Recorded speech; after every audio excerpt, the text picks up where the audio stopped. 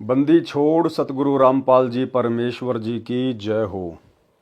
परम पिता परमात्मा सारी सृष्टि के रचनहार कुल मालिक असंख्य ब्रह्मांडों के स्वामी जगत गुरु तीनों लोकों में प्रवेश करके सबका भरण पोषण करने वाले राजाधिराज आत्माधार नाथों के नाथ देवों के देव महादेव सर्वेश्वर महेश्वर मृत्युंजय अजरो अमर आदि अनादि सनातनी प्रभु जगत पिता जगदीश्वर श्री श्री 1008 की उपाधि के वास्तविक अधिकारी अकाल मूर्त शब्द स्वरूपी राम वासुदेव सर्वगतम ब्रह्म परम पूज्य प्रथम पूज्य परम संत परम पुरुष परम धनी परम दयालु सत्य कबीर हक्का कबीर अल्लाहु अकबर बाखबर अल्लाह ताला जगत के तारणहार जगत के मुक्तिदाता जगत के जगन्नाथ हारे के सहारे हिंदुओं के राम मुसलमानों के अल्लाह सिखों के वाहिगुरु ईसाइयों के मसीह दया के सागर दया निधि करुणा के सागर करुणा निधि स्वयंभू परिभू संकट मोचन कष्ट हरण मंगल करण दुख भंजन अविगत कबीर निर्विकार निर्विषम परमात्मा अलय अलेख सतगुरु आदि अनादि सतगुरु असली मर्यादा पुरुषोत्तम असली राम असली कृष्ण असली घनश्याम असली मुरारी राजाओं के राजा महाराजाओं के महाराजा शहंशाहों के शहंशाह सम्राटों के सम्राट भगवानों के भगवान अल्लाहों के अल्लाह प्रभुओं के प्रभु मसीहाओं के मसीह सच्चे वाहिगुरु बाबाओं के बाबा पीरों के पीर सेठों के सेठ जगत सेठ सावलसा सेठ सर्वगुण संपन्न अनंत कोटि कलाओं के स्वामी अनंत कोटि ब्रह्मांडों के नायक योगियों में महायोगी ध्यानियों में महाध्यानी सिद्धों में परम सिद्ध ज्ञानियों में तत्व ज्ञानी ब्रह्म ज्ञानी महाज्ञानी परम ज्ञानी सर्वश्रेष्ठ ज्ञानी विज्ञानी युवा कबीर समरथ कबीर असमवात अमित ओजा सच्चे रहनुमा करीम अल्लाह सुभान अल्लाह दुनिया के अंतिम पैगंबर 8 सितंबर 1951 से गांव धनाना जिला सोनीपत हरियाणा भारतवर्ष की पावन भूमि पे प्रकट रियल कल की भगवान श्री नारायण साकार हरि श्री बाबा साहिब शब्द स्वरूपी राम संत श्रोमणी सतगुरु रामपाल जी परमेश्वर जी के चरण कमल में साध संगति से जुड़े हुए देश विदेश से आपरम सभी सत्सेवक भाई बहनों का अनंत कोटि दंडवत प्रणाम। सत्साई भाई और बहनों, दया पूज्य गुरुदेव भगवान की सारी सृष्टि के रचनहार की सतगुरु रामपाल जी परमेश्वर जी की जिनके शुभ आशीर्वाद से विशेष आशीर्वाद से आपरम सभी सत्सेवक आत्माएं गुरुदेव के तत्व ज्ञान को आधार बनाकर अपनी आत्मा के कल्याणार्थ हेतु साध संगति से जुड़कर निरंतर भक्ति मार्ग पर आगे की ओर बढ़ रहे हैं। भाई और बहनों, पूज्य गुरुदेव जी की बहुत बड़ी मेहर बरस रही है जो हम आत्माओं को अध्यात्म से संबंधित नई नई जानकारियां उन्हीं के कर कमल से लिखित पवित्र पुस्तक मुक्ति बोध से प्राप्त हो रही हैं और जिसको पढ़कर सुनकर आप और हमारा विश्वास आसमान को छू रहा है और यही विश्वास एक दिन आप और हमें सतलोक के दर्शन करवाएगा, क्योंकि परमात्मा कहते हैं कहे कबीर सुनो भाई साधो मैं तो हूँ विश्वास में। तो गुरुदेव हमें मिलेंगे, लेकिन कब? जब हम पूर्णतया विश्वास कर लेंगे, आंख बंद करके ब्लाइंड फेथ कर लेंगे कि इस सृष्टि में यदि कोई एकमात्र कबीर परमेश्वर है तो सतगुरु रामपाल जी परमेश्वर हैं, उनके अलावा और कोई भगवान कहीं नहीं है। इनकी मौज ये चाहें तो सर्व ब्रह्मांडों में सर्व जगहों पर अनंत रूप बनाकर बैठ सकते हैं। इसलिए अब हमने वो गलतियां नहीं करनी है जो गलतियां हम युगों युगों से भक्ति मार्ग पर करते आ रहे हैं। सबसे बड़ी गलती है गुरु को मानुष मानकर भक्ति करना। तो अब हमने गुरु को मानुष मानने की गलती शौपन में भी नहीं करनी है। तो भाई और बहनों, मुक्ति बोध के ऊपर वीडियो बनाने की श्रृंखला जारी है। इसी श्रृंखला में आज हमारा ये 13वें नंबर का वीडियो है। प्रत्येक वीडियो में गुरुदेव के आशीर्वाद से हमें बहुत कुछ नया सीखने को जानने को मिलता है। आज गुरुदेव भगवान ने काशी में जो भंडारा हुआ था शॉर्ट में उसका हल्का सा जिक्र किया है। उसके बाद सार शब्द को लेकर और बहुत सारी गहन गहन जानकारियां गुरुदेव ने उपलब्ध करवाई हैं, जिन जानकारियों को देखकर सुनकर हमारा विश्वास और अधिक दृढ़ होगा। तो चलिए शुरू करते हैं वीडियो। पवित्र ग्रंथ मुक्ति बोध पेज नंबर 98। काशी में भंडारा करना। सरलार्थ, मांझी यानी नौका को चलाने वाला यानी खेवट, उसको कहते हैं मांझी। जैसे सतगुरु वर्तमान में भक्ति की नौका चला रहे हैं, भक्ति की जो है नाव चला रहे हैं। सतगुरु वर्तमान में भक्ति के खेवट हैं, भक्ति के मांझी हैं। तो मांझी कहते हैं नौका को चलाने वाला यानी खेवट। संसार सागर से जीव की नौका को पार करने वाला। मर्द, मर्द कहते हैं समर्थ पुरुष को, और इस सकल सृष्टि में एकमात्र मर्द केवल कबीर परमेश्वर सतगुरु रामपाल जी भगवान है। बाकी सब उनकी स्त्रियां हैं, सब उनकी आत्माएं हैं। नामर्द नपुंसक व कायर को कहते हैं। जगत यानी संसार करे उपहास, ये कहकर मजाक करता है कि जुलाहा अशिक्षित है। बात करता है वेदों, गीता और पुराणों की, ये क्या जाने भक्ति के बारे में। अन्य संतों के ज्ञान को परमेश्वर कबीर जी ने गलत सिद्ध कर दिया था, परंतु आंखों देखकर भी अपनी रोजी रोटी को बनाए रखने के मकसद से परमेश्वर कबीर जी को रास्ते से हटाने के लिए, बदनाम तथा शर्मसार करने के मकसद से भिन्न भिन्न हथकंडे अपनाते रहते थे। केशव यानी केशव नाम का बंजारा किस लिए बना, पढ़ें वाणी नंबर 30 के सरलार्थ में, काशी में भंडारा करना। वाणी नंबर 112 का सरलार्थ है कि परमेश्वर कबीर जी ने भक्ति और भगत तथा भगवान की महिमा बनाए रखने के लिए यह लीला की। स्वयं ही केशव बने, स्वयं भगत बने। क्या कह रहे हैं गुरुदेव भगवान कि परमेश्वर कबीर जी ने भक्ति और भगत तथा भगवान की महिमा को बनाए रखने के लिए लीला की। ठीक इसी प्रकार आप जी ने पिछली वीडियो में देखा, परमेश्वर ने पीपा और सीता की महिमा को बनाए रखने के लिए, उनके माध्यम से भक्ति को जीवित रखने के लिए दरिया में कूदने की लीला की। उसके बाद परमेश्वर जी ने संत रविदास जी के रूप में लीला की, 700 ब्राह्मणों का काशी में जनेऊ उतरवाया। बहुत सारी लीलाएं परमेश्वर ने अपने भक्तों का रूप बनाकर इस भक्ति पर दुनिया का विश्वास बनाए रखने के लिए की। स्वयं ही केशव बने, स्वयं भगत बने। स्वामी रामानंद ने परमेश्वर कबीर जी को सतलोक में व पृथ्वी पर दोनों स्थानों पर देखकर कहा था, दोहूं ठोर है एक तू, भया एक से दो, गरीब दास हम कारणे आए हो मगजो। कि हे परमेश्वर, हे कबीर देव, हे पूज्य गुरुदेव, दोहूं ठोर है एक तू, हे परमात्मा सतलोक में भी एक रूप में आप ही बैठे हैं, और इस धरती पर भी हमें सतज्ञान देने के लिए सतगुरु रूप में भी आप ही हैं। क्योंकि पंडित रामानंद जी ने अपनी आंखों से सतलोक में परमात्मा को देख लिया था कि यह तो वही परमेश्वर है जो मुझे नीचे से ऊपर लेकर गया है। दोहूं ठोर है एक तू, भया एक से दो, और गरीब दास हम कारणे आए हो मगजो। कि हे परमेश्वर, आप हम जीव आत्माओं के लिए, हमें मुक्ति का ज्ञान कराने के लिए, सतलोक का ज्ञान करवाने के लिए आप स्वयं सतलोक से चलकर आए हो। तुम साहिब, तुम संत हो, तुम सतगुरु, तुम हंस, गरीब दास तेरे रूप बिन और न दूजा अंश। हे परमात्मा, आप ही एक नेक भगत की भूमिका करते हो कि एक अच्छे भगत में क्या लक्षण होने चाहिए, गुरु के प्रति कैसा भाव होना चाहिए, आम प्राणियों के प्रति कैसा आदर सत्कार वाला भाव होना चाहिए।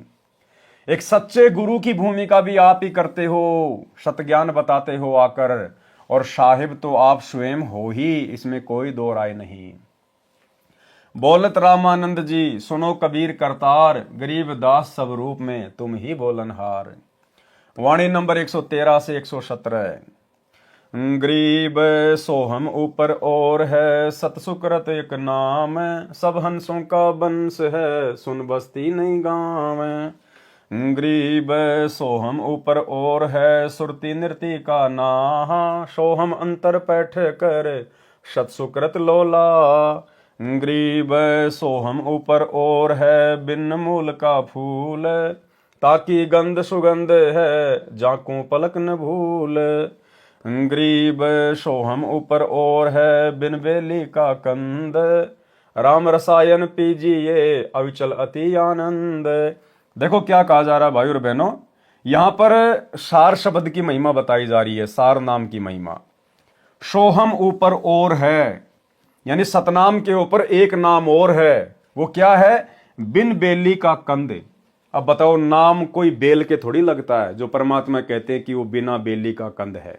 सतनाम के बाद में जो सार नाम दिया जाता है, जो सार शब्द है, वो स्वयं सतगुरु रूप होता है। यानी सतनाम की कमाई से हमारे अंदर इस बात का एहसास होना शुरू हो जाना चाहिए कि धरती पर यदि कोई वर्तमान में परमात्मा है तो मेरा गुरुदेव भगवान है।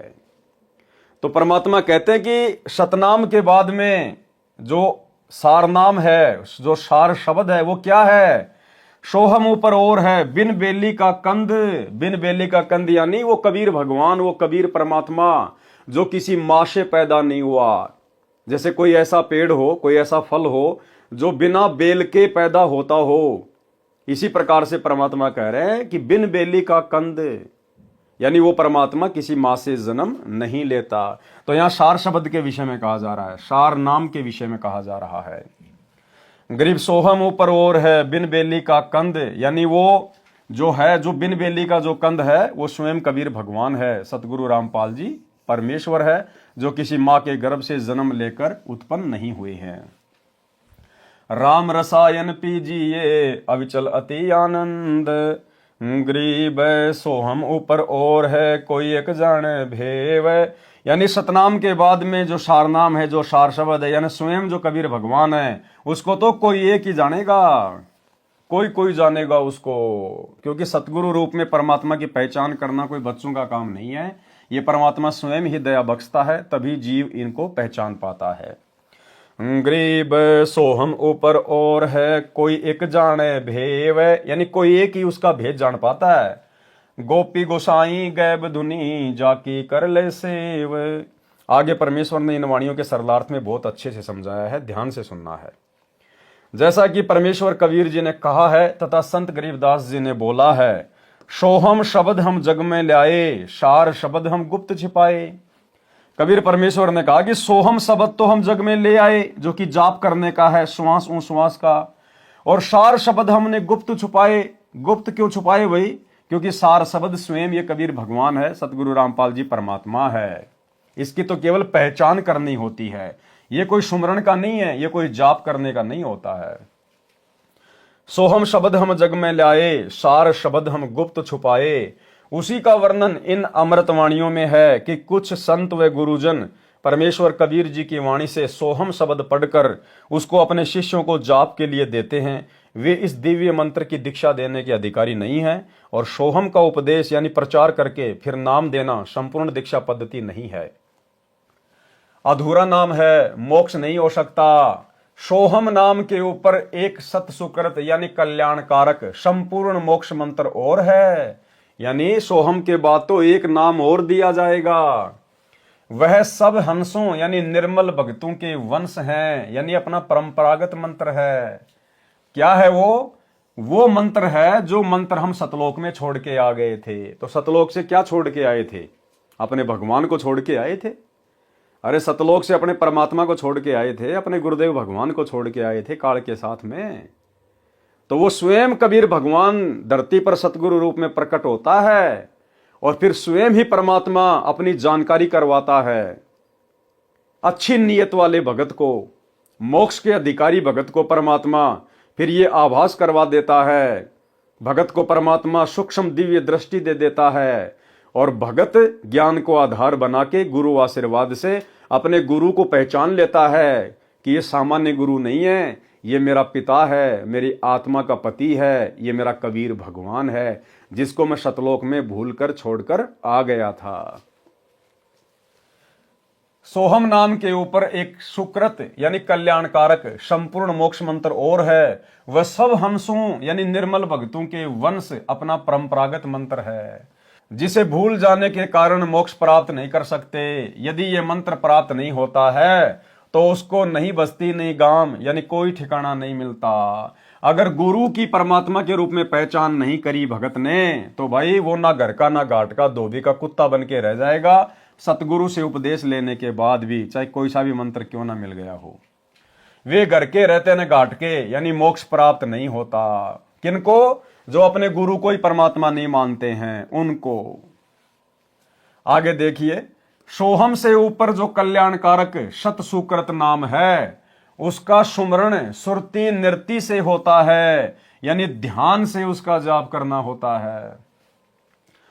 यह पॉइंट विशेषकर उन सभी भगत भाई बहनों के लिए है जो भगत भाई बहन वर्तमान में जल्दबाजी में, देखा देखी में, भेड़ चाल में गुरुदेव भगवान के 2014 बरवाला कांड के बाद जेल जाने के बाद जिन्होंने इन सतलोक आश्रमों में जा जाके 15,000 रुपए दे दे के या 15,000 रुपए का संकल्प कर करके जिन्होंने वो सार नाम ले लिया, वो 3 नाम का मंत्र ले लिया, ये उन भगत भाई बहनों के लिए बहुत विशेष पॉइंट है।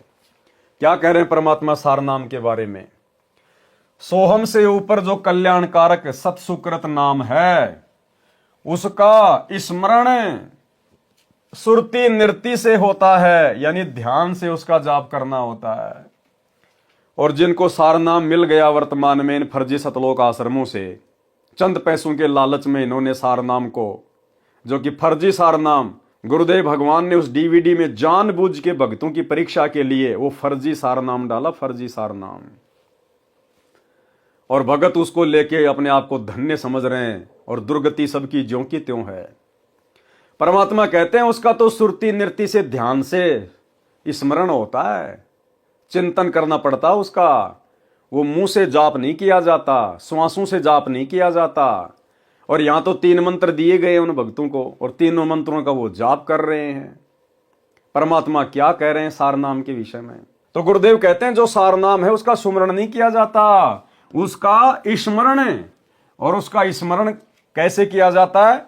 सुरती नृत्य से। सुरती नृत्य से होता है, यानी ध्यान से उसका जाप करना होता है। तो सबसे पहली बात तो संगत बेचारी सार नाम के नाम पर ठगी गई 2014 बरवाला कांड के बाद से, क्योंकि देखा देखी भेड़ चाल, ये परीक्षा का समय था।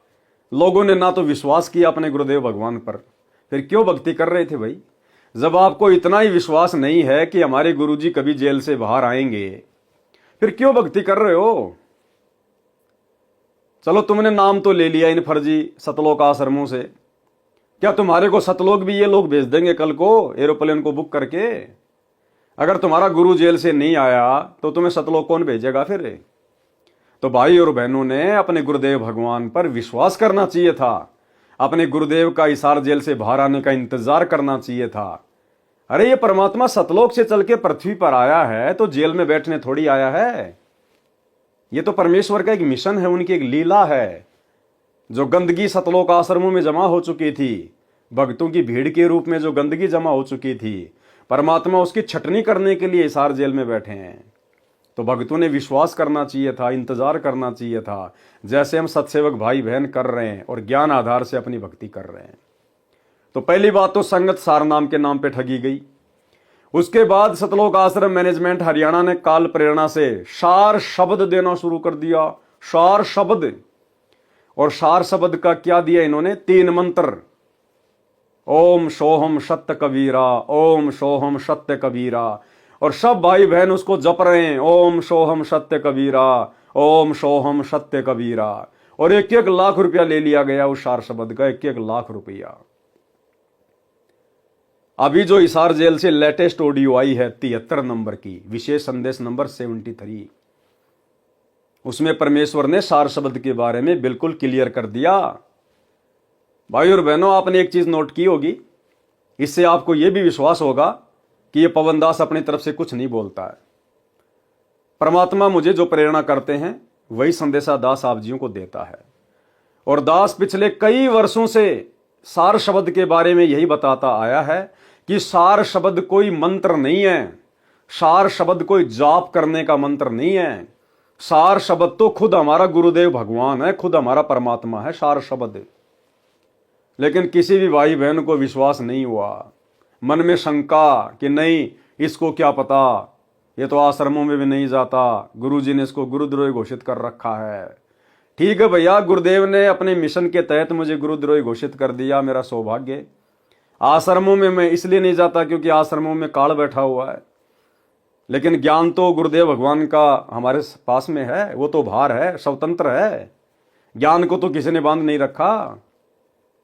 तो दास पिछले कई वर्षों से यही बात कहता आ रहा है कि सार शब्द के नाम पे धोखा मत खाओ। ये कंप्लीट जो दीक्षा होती है केवल 3 बार में पूरी होती है, जो कबीर सागर में लिखी हुई है। और चौथी बार में तुम लोगों को जो सार शब्द दिया जा रहा है, ओम सोहम सत्य कबीरा, ये काल प्रेरणा से तुम्हें ठगा जा रहा है, ये तुम्हारी परीक्षा है और तुम अपने विकेट पर विकेट गिरा रहे हो। ये कोई जाप करने का मंत्र नहीं होता। परमात्मा ने तो उस डीवीडी में जानबूझ के भक्तों की परीक्षा के लिए बोल बोल के वो मंत्र डाल दिए। अरे सार शब्द भी अगर भगत देंगे तो भगवान सतलोक से चलकर क्यों आया, किस लिए आया? फिर गुरु जी की जरूरत क्या पड़ गई भक्तों को? तो भाई और बहनों, अब 73 नंबर की विशेष संदेश वाली ऑडियो में गुरुदेव भगवान ने सार शब्द को लेकर बिल्कुल क्लियर कर दिया। इस नीच पवनदास का परमात्मा ने खुले शब्दों में समर्थन कर दिया।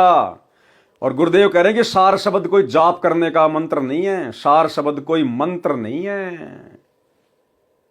सुनिए ध्यान से, परमेश्वर प्रथम मंत्र, सतनाम, सारनाम और सार शब्द के बारे में क्या कह रहे हैं।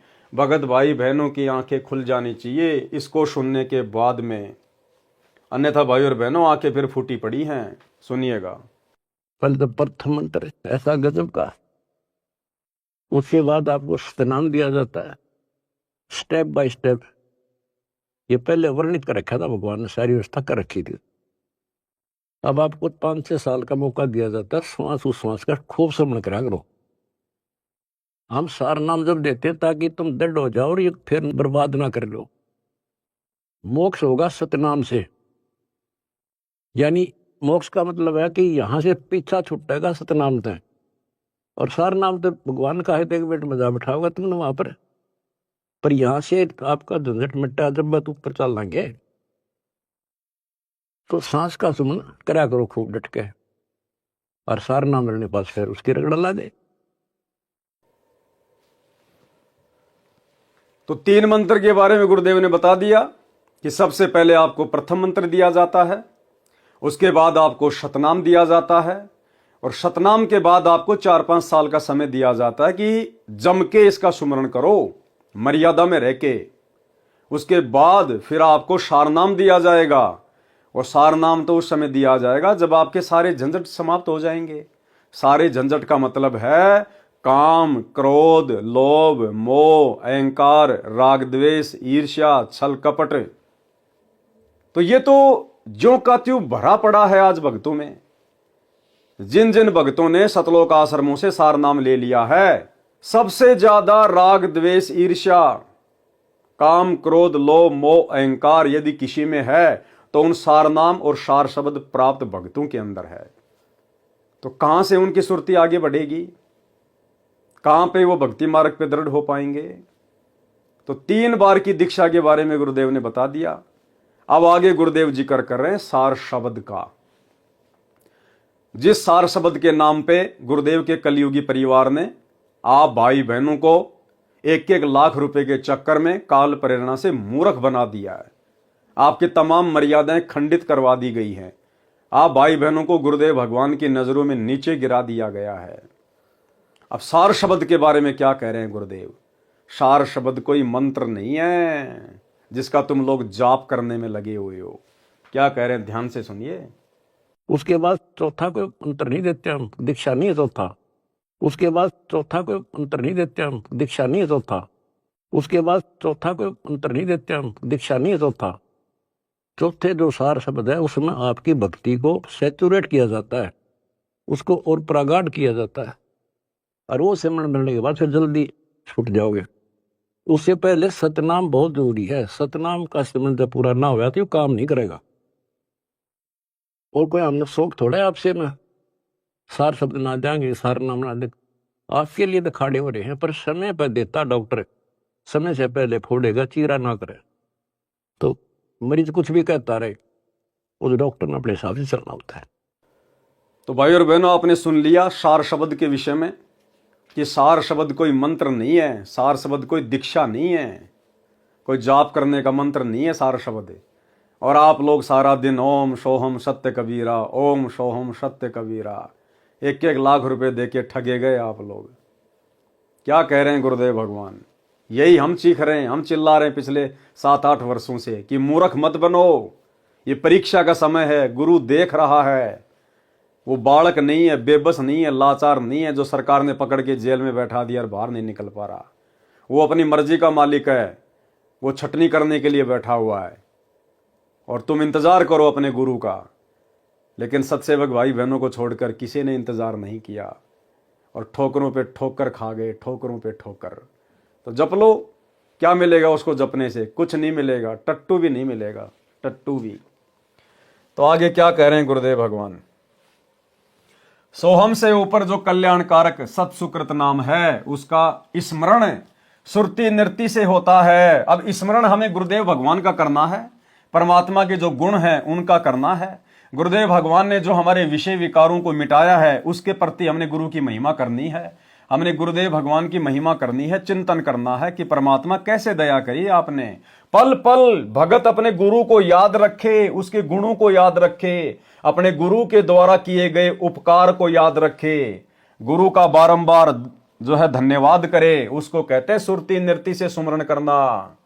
वो है सार शब्द, यानी सार शब्द यानी संपूर्ण रहस्य, फुल पावर शब्द। हम हैं शब्द, शब्द हम माही, हमसे भिन्न और कछु नहीं। ये है वो सार शब्द। शब्द यानी शक्ति, परमात्मा कुछ भी कर सकता है, इनसे ऊपर कोई नहीं। तो सार शब्द का मतलब होता है अपने गुरुदेव भगवान के गुणों का चिंतन करना, उनके द्वारा किए गए जो उपकार हैं उनको याद करना, गुरु का धन्यवाद करना, पल पल अपने गुरु जी को याद रखना, उनके अलावा अपने दिमाग को कहीं भी नहीं भटकने देना। उसको कहते हैं सार शब्द का स्मरण करना, सुरति नृत्य से, ध्यान से। और तुम क्या जाप कर रहे हो, परमात्मा क्या बता रहे हैं? और 73 नंबर की इस ऑडियो में आपने सुन लिया, गुरुदेव ने बिल्कुल क्लियर कर दिया कि सार शब्द कोई मंत्र नहीं है, कोई दीक्षा नहीं दी जाती। और आप लोग क्या कर रहे हो? तो भाई और बहनों, अभी भी समय है, साथ संगति से जुड़ जाओ, वरना जो गलतियां आप सतलोक आश्रमों से जुड़े हुए भाई बहनों ने कर डाली है, माफी नहीं है इन गलतियों की, माफी। आपने अपने गुरु भगवान पर अविश्वास प्रकट कर दिया, आपने उनका इंतजार नहीं किया। ये गलती क्षमा योग्य नहीं है। मौका है, गुरुदेव से नाग रगड़ के समय याचना करके साथ संगति के वीडियो देखना शुरू कर दो। सोहम से ऊपर जो कल्याणकारक सत्सुकृत नाम है, उसका स्मरण सुरति नृत्य से होता है, यानी ध्यान से उसका जाप करना होता है। सोहम नाम का जाप करते करते उस सार शब्द का भी जाप ध्यान से करना होता है। उसमें लो यानी लगन लगा। लगन किस में लगेगी? अपने गुरु में लगेगी, अपने परमात्मा में लगेगी। जो सार शब्द है वह सत्य पुरुष जी का जाप है। किसका जाप है? सत्य पुरुष का जाप है। जो सार शब्द है वह सत्य पुरुष जी का जाप है। उस परमेश्वर के कोई माता पिता नहीं है। अब देखो, बात चल रही है सार शब्द की, और क्या कहा जा रहा है? उस परमेश्वर के कोई माता पिता नहीं है। तो क्या हुआ सार शब्द? सार शब्द का मतलब वो परमेश्वर, वो परमात्मा, वो गुरुदेव भगवान, जिसका कोई माता पिता नहीं है। कौन हुआ सार शब्द? स्वयं गुरुदेव भगवान। ध्यान से पढ़ो। जो सार शब्द है वह सत्य पुरुष जी का जाप है। उस परमेश्वर के कोई माता पिता नहीं है, यानी उनकी उत्पत्ति नहीं हुई। बिन बेली, बिना बेल के लगा फूल है। क्या कह रहे हैं? बिन बेली, बिना बेल के लगा फूल है। बिना बेल के लगा फूल क्या हुआ? जिसके कोई माता पिता नहीं है, जिसको किसी ने पैदा नहीं किया हो, उसको कहते हैं बिन बेली, बिना बेल के लगा हुआ फूल। ये किसके विषय में बात हो रही है? सार शब्द के विषय में। क्योंकि आपने जस्ट पहले क्या पढ़ा? देखो, मालिक ने यहां लिखा हुआ है ना, गरीब सोहम ऊपर और है, बिन बेली का कंद। ये किसके बारे में हो रही है बात? सोहम ऊपर और है, यानी सतनाम के बाद में जो सार शब्द दिया जाएगा वो है बिन बेली का कंद। तो कौन है वो बिन बेली का कंद? कोई मंत्र नहीं है, स्वयं गुरुदेव भगवान है। और यहां भी वही बात हो रही है, यानी उनकी उत्पत्ति नहीं हुई। बिन बेली, बिना बेल के लगा हुआ फूल है, अर्थात स्वयंभू परमात्मा कबीर जी हैं। हो गया क्लियर?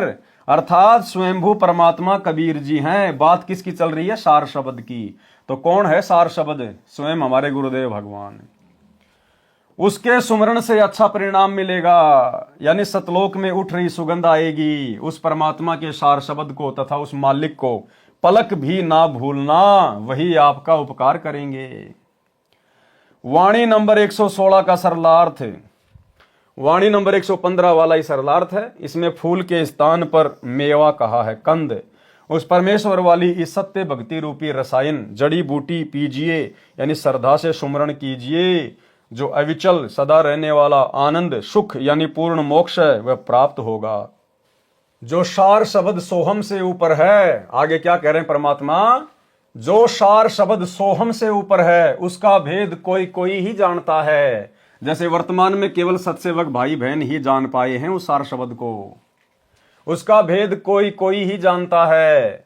गुप्त यानी अव्यक्त, गोसाई परमात्मा, गैब धुनी यानी उस जाप से स्मरण की आवाज बनती है, उसे धुन कहा है। उस मंत्र की सेव यानी पूजा करो। तो पूजा किसकी की जाती है? अपने गुरुदेव भगवान की जाती है। भाई पूजा किसकी करोगे? देव की करोगे ना। तो सबसे बड़ा देव कौन? अपना गुरु, देवों का देव महादेव। तो यहां क्या कहा जा रहा है? उस मंत्र की सेव यानी पूजा कर। तो पूजा तो भाई अपने गुरुदेव भगवान की करते हैं हम।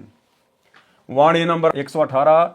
ग्रीब सुरती लगे और मन लगे, लगे निर्ति धुन ध्यान, चार जुगन की बंदगी एक पलक परवान।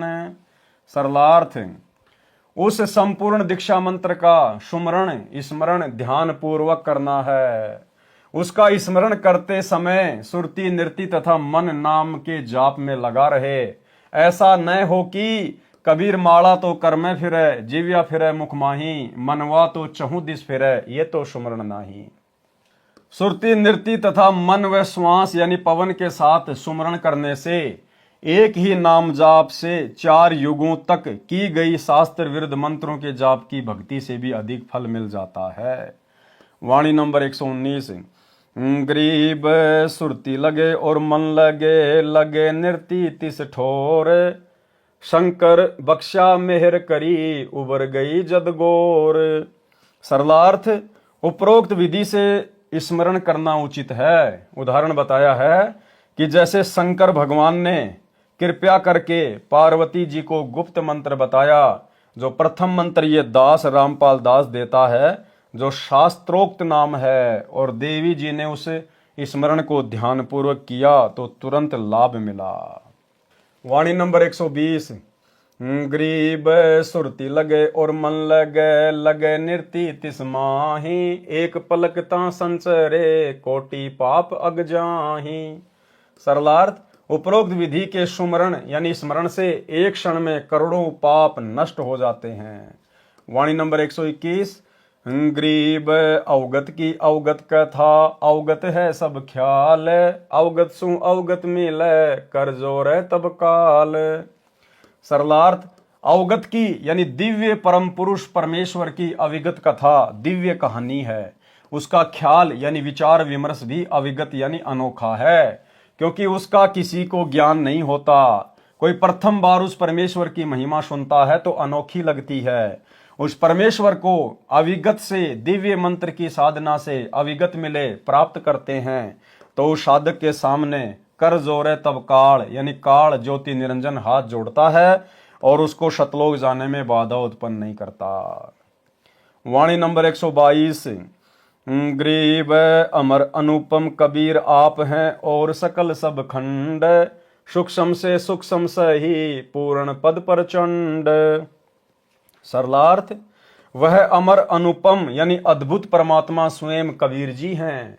अन्य सब प्रभु खंड यानी नाशवान हैं, यानी खंडित होने वाले हैं। वह परमेश्वर सूक्ष्म से सूक्ष्म यानी समर्थ है। जैसे अणु से अधिक विस्फोटक परमाणु है, इसी प्रकार परमेश्वर परमाणु से भी अधिक सूक्ष्म होने से अधिक शक्तिमान है। और पूर्ण पद वह परम पद प्राप्त कराने वाले हैं। जहां जाने के पश्चात साधक फिर लौटकर संसार में कभी नहीं आते। वह परमेश्वर ऐसा प्रचंड यानी प्रबल है। राग प्रभाती से शब्द नंबर 8। कोई जन जानेगा भेव, शाख नहीं वह तो मूल है। यानी वो कबीर परमात्मा कोई शाखा नहीं है, वो तो भक्ति का मूल है। मूल जो अविनाशी है, अखंड है, जड़ है। ऊपरी मूल तले को डार, दिव्य चिस्मो तुम देखो रे निहारी। समाधान शाखा ने पात, कौन लखे साई की दाती। राता पीरा है आकाश, दमकू खोजो महतत बास। महतत में एक मूर्ति ऐन, मुरली मधुर बजावे बैन। अक्षय वृष अस्तान हमार, खेलो हंसा अधिक आधार। यानी सतलोक की बातें कर रहे हैं परमात्मा, वहां कितने सुख हैं। कोटिक ब्रह्मा धरते ध्यान, कोटिक शंभु है सुरज्ञान। नारद विष्णु रटते शेष, कोई न जाने सतगुरु उपदेश। सनक सनंदन है ल्योलीन, यानी सनक और सनंदन जो ब्रह्मा जी के 4 पुत्र हैं, वो भी उस परमात्मा की प्राप्ति में लगे हुए हैं। सनक सनंदन है ल्योलीन, ध्यान धरे सतगुरु दुर्बीन। जनक विदेही और सुखदेव, गोरख दत्त करत हैं सेव। कोटि कला त्रिवेणी तीर, दास गरीब भजी अवगत कबीर। वाणी नंबर 123। गरीब अदम उदाहरण भक्ति है, अदम उदाहरण नाम। अदम उदारक संत है, जिनकी मैं बलि जाऊं। सरलार्थ, संत गरीबदास जी ने बताया है कि जो शास्त्र अनुकूल भक्ति है उससे अधम यानी नीच अपराधी व्यक्ति का भी उद्धार हो जाता है। अधम उद्धारक भक्ति है सतगुरु रामपाल जी परमेश्वर जी की। इसलिए वह शास्त्र अनुकूल सतनाम वास्तविक नाम की साधना अधम उदाहरण नीचों का भी उद्धार करने वाली है। जो शास्त्र विधि अनुसार सत्य मंत्रों की भक्ति करने को कहते हैं वे संत भी अधम उद्धारक हैं, यानी पापियों का उद्धार करने वाले हैं, जिनकी मैं बलिहारी जाऊं, यानी उनका बार बार धन्यवाद करूं। किसका? सतगुरुदेव भगवान का। वाणी नंबर 124। गरीब गजगणिका और भिलैनी, सबरी प्रेम सहेत। केते पतित उधारिया, सतगुरु गावे नेत। सरलार्थ, पूर्व जन्म तथा वर्तमान जन्म में की गई भक्ति की शक्ति से परमात्मा ने अनेकों की सहायता की। जैसे गज यानी हाथी और मगरमच्छ के युद्ध में हाथी को बचाया, एक वैश्या यानी गणिका को ज्ञान समझाकर शरण में लेकर उसका उद्धार किया, सबरी यानी भिलनी का उद्धार भी पूर्व जन्म के संस्कार से हुआ। अब भाई और बहनों बताओ, भिलनी का जो कि त्रेता युग में थी, अब भिलनी की कथा तो श्री रामचंद्र जी के साथ में जुड़ी हुई है। यहां परमेश्वर ने अपने ग्रंथ में जिक्र किया है कि परमात्मा के साथ में जुड़ी हुई है। इसका मतलब त्रेता युग में श्री रामचंद्र जी के रूप में जिसने भिलनी के जूठे बेर खाए थे वो दशरथ पुत्र श्री रामचंद्र जी नहीं थे, वो तो राजा थे भाई। उनमें तो अहंकार होता है, मान बढ़ाई होती है, वो किसी की जूठन खाने वालों में से नहीं थे। वो रामचंद्र जी का रूप बनाकर उस समय अपनी भगत के लिए, अपनी आत्मा के लिए यही कबीर परमात्मा सतगुरु रामपाल जी भगवान गए थे। सबरी यानी भिलनी का उद्धार भी पूर्व जन्म के संस्कार से हुआ। ऐसे ऐसे कितने पतित यानी पापियों का उद्धार किया। सतगुरु जी बताते हैं कि नेति यानी न इति, कोई अंत नहीं, इतने पापियों को पार किया। तो जो भक्ति करेगा वह किसी न किसी जन्म में पार हो जाएगा। अब देखो, सारे खेल भाई और बहनों ये परमात्मा ही खेलता है। आज से पहले हम जितने भी देवी देवताओं की, ब्रह्मा विष्णु महेश की, राम और श्री कृष्ण जी की जो कथाएं सुन रहे हैं, उन्होंने उसका उद्धार कर दिया, उसका उद्धार कर दिया। ये केवल मार पीट सकते हैं, ये केवल संहार कर सकते हैं, ये अपने कर्म खराब करके यहां से जा सकते हैं। ये किसी का उद्धार नहीं कर सकते, क्योंकि इनका खुद का उद्धार नहीं है। इनके खुद के पास में अदम उद्धारक भक्ति नहीं है। ये दूसरों का उद्धार कहां से कर देंगे? तो इनके रूप में जितनी भी अद्भुत लीलाएं की, अपनी आत्माओं को पार करने की, भक्ति पर लगाने की, स्वयं कबीर परमेश्वर जी ने ही की। एक शब्द है गुरुदेव भगवान का, संतों की महिमा अपरंपार, पूर्ण ब्रह्म मिले करतार। इस शब्द में उन सभी महान महान आत्माओं का जिक्र है, बड़े बड़े परम भक्तों का जिक्र है। इससे हमें भली भांति समझ में आ जाएगा कि भले कोई श्री कृष्ण जी की भक्ति करता था, भले कोई श्री रामचंद्र जी की भक्ति करता था, भले कोई ब्रह्मा विष्णु महेश को पूजता था, आज जिन जिन भक्तों के, भगतमतियों के नाम हैं, उन सबको उनके इष्ट रूप में, जिसको भी वो अपना पूज्य देव मानते थे, राम कृष्ण ब्रह्मा विष्णु महेश, उन देवी देवताओं के रूप में इसी कबीर परमेश्वर सतगुरु रामपाल जी भगवान ने ही जाकर उनकी मदद की, उनकी महिमा बनाई और उनको भक्ति के योग्य बनाया, मोक्ष के योग्य बनाया। इस शब्द से हमें सब समझ में आएगा। संतों की महिमा अपरंपार, पूर्ण ब्रह्म मिले करतार। संतों की महिमा अपरंपार, पूर्ण ब्रह्म मिले करतार। संतों की महिमा अपरंपार, पूर्ण ब्रह्म मिले करतार। यानी जिन भी आत्माओं को भक्ति के लिए जो मिला है वो पूर्ण ब्रह्म करतार मिला है। कबीर भगवान सतगुरु रामपाल जी ही उन आत्माओं को मिले हैं। आज मारे आए संत सुजान, तन मन धन वारू वारूंगी प्राण, आज मारे आए संत सुजान, तन मन धन वारूंगी प्राण। आज हमारे आए संत सुजान, आज स्वयं वो कबीर परमात्मा संत रूप धारण करके, सतगुरु रूप धारण करके पृथ्वी पर आ चुके हैं, हमारे घर में प्रकट हो चुके हैं, क्योंकि हमने घर में उनका दरबार लगा दिया। अब मैं उनके ऊपर अपना तन मन धन सब कुछ वार दूंगा, न्योछावर कर दूंगी।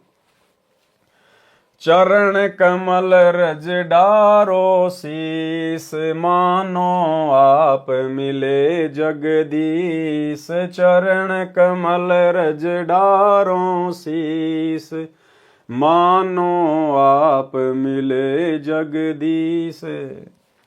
कि मैं उनके चरणों की रज, उनके चरणों की धूल अपने शीश पर डालूंगा। मेरे लिए तो परमात्मा ही आ गए, मानो आप मिले जगदीश। स्वयं कबीर भगवान ही उतरकर धरती पर सतगुरु रूप में आ गए। संतों की महिमा कही न जाए, 68 तीर्थ चरणों पाए। संतों की महिमा कही न जाए, 68 तीर्थ चरणों पाए। कि ऐसे महान संतों की हम क्या महिमा करें, कैसे उनका गुणगान करें। 68 तीर्थों का फल घर बैठे बैठे उनके चरणों में प्राप्त हो गया, उनकी भक्ति में प्राप्त हो गया। संतों की महिमा अपरम पार, पूर्ण ब्रह्म मिले करतार। संतों की महिमा अगम अगाध, संतों की महिमा बहुत आगे की है, समुद्र जैसी अथाह है, गहरी है, कोई उनका वारन पार नहीं है। संतों की महिमा अगम अगाध, नारद से उधरे प्रहलाद। नारद से उधरे प्रहलाद, यानी त्रेता युग में भगत प्रहलाद के पास भी उसको भक्ति पर लगाने के लिए नारद के रूप में यही कबीर परमात्मा गए, यही सतगुरु रामपाल जी भगवान। क्योंकि भक्ति के लिए तो जो भी कुछ कर सकता है यही परमात्मा कर सकता है। तो भगत प्रहलाद जी के पास में नारद का रूप बनाकर कौन गए? कबीर परमात्मा सतगुरु रामपाल जी भगवान। और महिमा बन गई श्री विष्णु जी की, नारद जी की। कोई बात नहीं, आज हमें सच्चाई का पता चल जाएगा। आज उन सब की महिमा फीकी पड़ जाएगी और एकमात्र पूरे विश्व में, पूरे ब्रह्मांड में, तीनों लोकों में गुरुदेव भगवान की महिमा चलेगी। धुरु भेटे नारद निर्बान, अमरपुरी पर रचे विमान। धुरु को भी यही कबीर परमात्मा सतगुरु रामपाल जी भगवान मिले थे। जब धुरु तपस्या करने के लिए जंगल में जा रहा था तो नारद का रूप बनाकर यही कबीर परमेश्वर सतगुरु रामपाल जी भगवान मिले और धुरु को अपना शिष्य बनाया। और उसके बाद अमरपुरी पर रचे विमान, धुरु के लिए परमात्मा ने अलग से नगरी की रचना कर दी, धुरुपुरी की। संतों की महिमा अपरम पार, पूर्ण ब्रह्म मिले करतार। कि हमारा सौभाग्य जो संत रूप में हमें पूर्ण ब्रह्म करतार मिल गया, सारी सृष्टि का मालिक कबीर भगवान मिल गया। संतों की महिमा अगम अगाध, बूढ़ंत राखे गज गिरहा। यानी जो मगरमच्छ और हाथी की जब लड़ाई हो रही थी आपस में, उनका जब शक्ति वो प्रदर्शन हो रहा था, तो डूबते हुए हाथी को किसने बचाया? उसकी ररंकार धुन से। उसने डूबते हुए ररंकार भाव से तड़प के साथ में राम भी नहीं बोल पाया था, इस कसक के साथ उसने भगवान को याद किया, जिसको भी वो मानता था, जानता था, पूजता था आत्मा से। और यही परमात्मा, क्योंकि आत्मा तो हम सब इसी की है, चाहे वो जानवर हो, चाहे पक्षी हो, चाहे इंसान हो, चाहे देवता हो, आत्मा हम इसी कबीर भगवान सतगुरु रामपाल जी की है। तो परमात्मा कहते हैं पानी में डूबते हुए गज यानी हाथी की जीवन रक्षा भी इसी परमेश्वर ने की थी। संतों की महिमा निश्चल थीर, द्रौपदी सुता के बढ़ गए चीर। अब द्रौपदी का चीर किसने बढ़ाया? आम समाज में नाम चल रहा है श्री कृष्ण जी का, जबकि श्री कृष्ण जी को तो पता भी नहीं था। वो तो उस समय रुक्मिणी के साथ अपने महल में चौपड़ पासा खेल रहा था, शतरंज खेल रहा था। उस समय द्रौपदी का चीर भी दुशासन से इसी कबीर परमात्मा सतगुरु रामपाल जी भगवान ने बढ़ाया था, अनंत कर दिया था। द्रौपद सुताकू दीन लीर जौके अनंत बढ़ाए चीर, खेचत खेचत खेच कसीसा और सिर पर बैठे हैं जगदीशा। ये है वो परमात्मा जो गुप्त रूप में सारे कार्य अपने भक्तों के संवार देते हैं। संतों की महिमा अपरम पार, पूर्ण ब्रह्म मिले करतार। संतों की महिमा अधिक सुमेर, संतों की महिमा सुमेर पर्वत से भी बड़ी है, उससे भी ऊंची है। भिलनी के खाए झूठे बेर। अब बताओ भिलनी के झूठे बेर किसने खाए? क्योंकि यहां पर तो संत की महिमा चल रही है। अब श्री रामचंद्र जी कोई संत थोड़ी थे, वो तो राजा के बेटे थे, उन्होंने कोई सत्संग थोड़ी किए थे, वो कोई सतगुरु थोड़ी थे, कोई वो तत्वदर्शी थोड़ी थे, वो किसी को नाम दीक्षा थोड़ी दिया करते थे। अगर श्री रामचंद्र जी संत थे और वो नाम दीक्षा दिया करते थे, क्योंकि संत तो नाम दीक्षा भी देंगे, तो दो चार उनके कोई चेले तो बता दो जिनको उन्होंने नाम दीक्षा दी हो। तो यहां पर संतों की महिमा गाई जा रही है। और संत भाई और बहनों, पूरी सृष्टि में एक ही है, कबीर भगवान सतगुरु रामपाल जी। तो भिलनी के झूठे बेर ये किसने खाए? पूज्य गुरुदेव ने, कबीर भगवान ने, श्री रामचंद्र जी का रूप बनाकर, क्योंकि महिमा यहां परमात्मा की चल रही है। संतों की महिमा अधिक सुमेर, भिलनी के खाए झूठे बेर। संतों की महिमा निश्चल अंक, वाल्मीक का बाजा शंख। अब द्वापर युग में जो पांडव अपना स्वमेघ यज्ञ कर रहे थे और उसमें जो शंख बजाया था वो किसने बजाया था? वाल्मीकि रूप में, सुपथ सुदर्शन रूप में। किसने? कबीर भगवान सतगुरु रामपाल जी ने। क्योंकि परमेश्वर ने अपने भगत की महिमा बनाए रखने के लिए और भक्ति पर लोगों को जीवित रखने के लिए अपने भगत सुपथ सुदर्शन का रूप बनाकर और श्री कृष्ण और पांचों पांडवों के साथ में गए और उनका पंचायन शंख बजाया। संतों की महिमा निश्चल अंक, वाल्मीकि का बाजा शंख। संतों की महिमा अपरम पार, पूर्ण ब्रह्म मिले करतार। संतों की महिमा अमन अमान, देखो गणिका चढ़ी विमान। गणिका 650 साल पहले काशी में गणिका बहन, जिसने सत्संग सुना, जिसको ज्ञान हो गया, अपने पाप कर्मों से, अपनी वेश्यावर्ती वाले धंधे से आत्मग्लानि हो गई, सतगुरु की शरण में आ गई। तो अंत समय में उस गणिका को विमान में बैठा कर स्वर्ग में किसने भेजा? कबीर परमात्मा सतगुरु रामपाल जी भगवान ने। चमरा जुल्हा तर गए और छिपा नाई रे, गणिका चढ़ी विमान में सुरगापुर धाई रे। परमात्मा ने उसको बारंबार मां के गर्भ में नरक में नहीं आने दिया। परमेश्वर ने उस आत्मा को डायरेक्ट स्वर्ग में भेज दिया इस कलयुग की पिछली पीढ़ी तक। अब परमेश्वर उसको जन्म देंगे या दे दिया होगा। आप और हम निकम्मे थे जो बार बार मां के गर्भ से आ रहे हैं। काशीपुरी कबीर कमाल, गए भी बालद आई रसाल। काशी में जो भंडारा हुआ था, भंडारा किसने किया? वो बालद कहां से आई थी? 9 लाख बोडी भरी विशंबर दिया कबीर भंडारा। उस भंडारे को किसने सफल किया था? कबीर परमात्मा सतगुरु रामपाल जी भगवान ने। क्योंकि संतों की महिमा चल रही है। संतों की महिमा अपरम पार, पूर्ण ब्रह्म मिले करतार। कि संतों की महिमा क्या कहें, अपरंपार है, समुद्र जैसी अगाध अथाह है। आज हमें स्वयं वो भगवान मिल गया, वो संत मिल गया, पूर्ण संत मिल गया सतगुरु रूप में। दिया भंडारा जन रैदास, कनक जनेऊ पद प्रकाश। अब देखो, कल बात चल रही थी, कल के वीडियो में यही तो रविदास जी वाला मैटर था कि रविदास जी ने 700 ब्राह्मणों का रूप बनाया, 700 ब्राह्मणों का जनेऊ उतरवाया।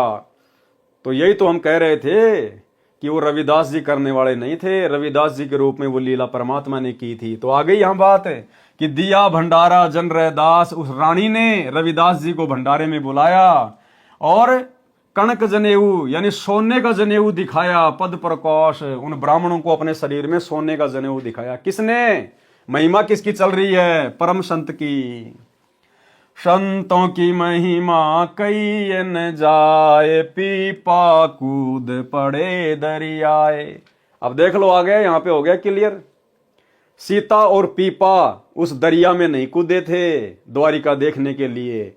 सीता और पीपा का रूप बना के उस दरिया में कौन कूदा? अपने भक्तों की महिमा बनाने के लिए कबीर परमात्मा, सतगुरु रामपाल जी भगवान। क्योंकि संतों की महिमा चल रही है, यहां पर किसी भगत की महिमा नहीं चल रही है।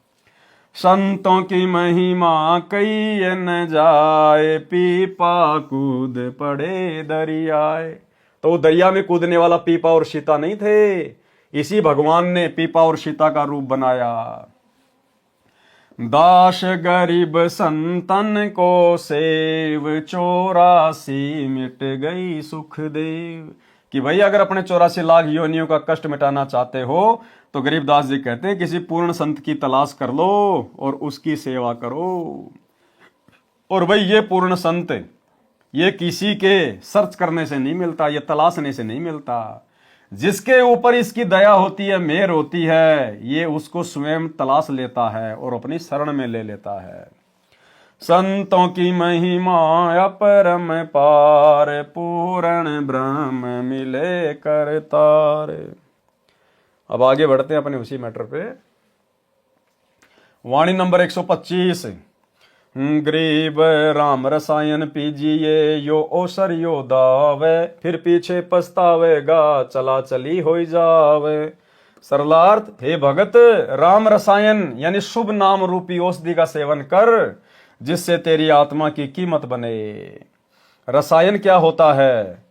पूर्व समय में एक साधु ने जड़ी बूटियों का शोध करके रसायन यानी केमिकल तैयार किया।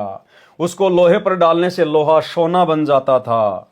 संत गरीबदास जी ने कहा है कि राम नाम वाली रसायन यानी जो मंत्र हमें गुरुदेव भगवान देते हैं वो राम रसायन है। संत गरीबदास जी ने कहा है कि राम नाम वाली रसायन को पी ले, यानी तेरी आत्मा को पापों के कारण लोहा हो चुकी है। तेरी आत्मा जो पापों के कारण लोहा हो चुकी है वह सोना यानी शुद्ध आत्मा बनकर भक्ति धन का संग्रह करके सतलोक चली जाएगी। ये मानव जन्म का अवसर मिला है, यह एक दाव लगा है।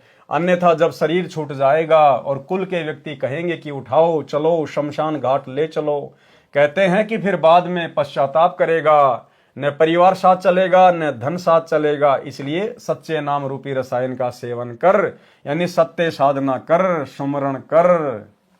वाणी नंबर 126। गरीब राम रसायन पीजिए, चोखा फूल चुआई, सुन सरोवर हंस मन पिया प्रेम अघाई। सरलार्थ, राम नाम वाली बूटी यानी औषधि जो आत्मा को बहुमूल्य बनाती है उसको पी यानी भक्ति कर। इतनी भक्ति कर कि चोखा फूल चुआई यानी भक्ति रूपी फूल को खिला, अर्थात अधिक से अधिक भक्ति करके महिमा बना। जिन साधकों ने राम नाम की रसायन अगाई यानी छिक छिक कर पिया है, यानी अधिक से अधिक भक्ति की है, सुन सरोवर में अर्थात ऊपर आकाश में बने सतलोक रूपी सरोवर में मन रूपी हंस आनंद से उसमें मोक्ष रूपी मोती सेवन करता है, सुखी रहता है, यानी आत्मा का मोक्ष हो जाएगा। वाणी नंबर 127। गरीब कहता दास गरीब है, बांदी जाम गुलाम, तुम हो तैसी कीजिए भक्ति हिरंबर नाम। सरलार्थ, संत गरीबदास जी ने कहा है कि मैं बांदी जाम गुलाम यानी अति अधीन व नम्र भाव से कह रहा हूं। जैसे गुलाम अपने मालिक से कहता है, ऐसे तुम मालिक के बच्चे हो, उसी भाव से तुमको कह रहा हूं कि भक्ति करो, अपना कल्याण कराओ। ये मानव जन्म बार बार नहीं मिलता, तुमसे जितनी भक्ति हो सके उतनी अवश्य करियो। भक्ति रूपी हिरंबर यानी सोना नाम सत्य मंत्र से ही बनता है, यानी मोक्ष प्राप्ति के सच्चे नामों की भक्ति करके अपना जीवन स्वर्ण की तरह चमकाओ, उसकी कीमत बनाओ, अपना कल्याण कराओ। स्वामी रामदेवानंद गुरु महाराज जी की असीम कृपा से सुमरण के अंक का सरलार्थ संपूर्ण हुआ। सत साहेब यानी यह गुरुदेव भगवान अपने गुरु को महत्व दे रहे हैं, क्योंकि ये जो भक्ति है ये गुरु को सबसे आगे रखकर ही सफल होगी। इसलिए पूज्य गुरुदेव आप और हमें शिक्षा दे रहे हैं, अन्यथा ये तो स्वयं गुरुओं के गुरु हैं, जगत गुरु हैं, इनका कोई गुरु नहीं है। ये स्वामी रामदेवानंद जी तो केवल मुंह बोले गुरु हैं, दिखावे के गुरु। असली गुरु तो स्वयं जगत गुरु सतगुरु रामपाल जी भगवान हैं। आप और हमें शिक्षा दे रहे हैं कि जिस प्रकार मैं आपको सिखा रहा हूं एक भगत की भूमिका में कि गुरु को सबसे आगे रख कर चलना चाहिए, गुरु को राखिए शीश पर, चलिए आज्ञा माही, कहे कबीर उस भगत को, तीन लोक भय नाही। तो हमने भी अपने गुरुदेव को ही सर्वप्रथम आगे रख के चलना है। अथ विरह चेतावनी के अंक का सरलार्थ। सारांश, संत गरीबदास जी ने मानव शरीर प्राप्त प्राणियों को काल ब्रह्म के लोक की भूल भुलैया बताई है तथा मानव जन्म की सार्थकता किस कार्य में है यह भी बताया है। वाणी नंबर 12 में कहा है कि दृष्टि पड़े सो फना है, धर अंबर कैलाश, कर्तरमबाजी झूठ है, सुरति समोह श्वास। दृष्टि पड़े सो फना है, फना यानी नाशवान। जहां तक हमारी दृष्टि जाती है, जहां तक हम लोग कल्पना कर सकते हैं, ये 21 ब्रह्मांड, अक्षर पुरुष के साथ संग ब्रह्मांड, ब्रह्मा विष्णु महेश, 33 करोड़ देवी देवता, ये पृथ्वी आकाश सब फना है। एक दिन इनका नाश होगा, विनाश होगा, ये खंड होंगे। सुरति समोह श्वास, इसलिए अमर पद प्राप्त करने के लिए, अविनाशी शरीर प्राप्त करने के लिए अपना जो सुरति है वो परमात्मा के सुमरण में लगाओ, श्वास में लगाओ, सतनाम के जाप को डट के करो, ये कहना चाह रहे हैं परमात्मा। भावार्थ है कि जो कुछ आप देख रहे हो यानी खेत खलिहान, बाग बगीचे, पर्वत, झरने, वन, दरिया, गांव, शहर, जीव जंतु, राजा, मानव तथा चांद, सूर्य, तार, नक्षत्र, ग्रह आदि आदि सब फना यानी नाशवान है। शिव जी का घर कैलाश पर्वत पर है, वह कैलाश पर्वत भी नष्ट होगा। ये सब कृत्रिम यानी झूठा संसार, सब झूठ है, एक सपने के समान है। इसलिए श्वास उश्वास से सुमरण नाम जाप करो, संसार को आसार मानो, परमात्मा की भक्ति करो, अपना कल्याण करवाओ। वाणी नंबर 21 में कहा है कि चार पदार्थ एक कर, सुरती नृति मन पवन, असल फकीर जोग यो गगन मंडल को गौन। भावार्थ, स्मरण यानी नाम जाप करते समय अपने मन को, सुरती नृति को तथा पवन श्वास को एक करें। वास्तव में फकीरी सन्यासी होना तथा योग अर्थात भक्ति यह है। जंगल में जाने की अपेक्षा गगन मंडल अर्थात आकाश खंड में ध्यान रखो, सतलोक जाने की आशा रखो। शास्त्र विरुद्ध साधना करने से कोई लाभ नहीं होता। वाणी नंबर 7 में बताया है कि गरीब काशी करोत लेत है, आन कटावे शीस, बन बन भटका खाते हैं, पावत ना जगदीश। भावार्थ, शास्त्र विरुद्ध साधक नकली स्वार्थी गुरुओं द्वारा भ्रमित होकर कोई जंगल में जाता है, कोई काशी शहर में करोत से सिर कटवाने में मुक्ति मानता है। इस प्रकार की व्यर्थ साधना जो शास्त्रोक्त नहीं है उसको करने से कोई लाभ नहीं होता।